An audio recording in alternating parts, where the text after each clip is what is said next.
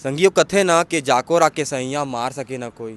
आपल बता दो कि एक उदाहरण हमारे संग भैया आवे। भैया अपन के नाम का है? मनीष कुमार टंडन।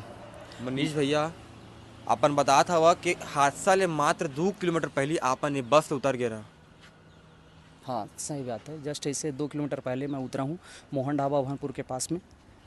और मेरे को अभी पता चला है कि जो जिस बस में मैं आया हूँ उसी बस का अभी दुर्घटना हो गया है, जिसमें 4-5 लोगों की मौत हो गई है और बहुत सारे पैसेंजर ऐसे हैं जिनको गंभीर चोटें आई हुई हैं। आपन कब उतरे रहे बस? टाइम का होता रही टाइम में? वो टाइम भैया कंफर्म मैं बता सकता हूँ कि नहीं नहीं, 3:50 ऐसे कुछ समथिंग है। कहा जाता कि ओखर मात्र 10-15 मिनट के अंतर है। 2 से 3 मिनट यहाँ से आने में 2-3 मिनट लगता है, ज़्यादा मात्र के अंतर है, फिर ये हादसा हो गया। हाँ 2-3 मिनट के अंतर्गत यह हादसा हुआ है। का लगा थे, का देख के का लगा थे, कौन माचे हुई मतलब कौन कौन सीट में बैठे रहे हुई? और भाई मैं तो देखा हूँ कि यहाँ पास से जो है ना कंडक्टर भी बैठे थे, वाइट शर्ट और जीन्स पहने हुए थे। और शायद यहाँ एक महिला थी नीचे में, क्योंकि मैं जब वहाँ से ऊपर वाली सीट से मैं उतरा हूँ तो मैं देखा था कि यहाँ एक महिला थी, पर कंफर्म नहीं बोल सकता क्योंकि रात का टाइम था।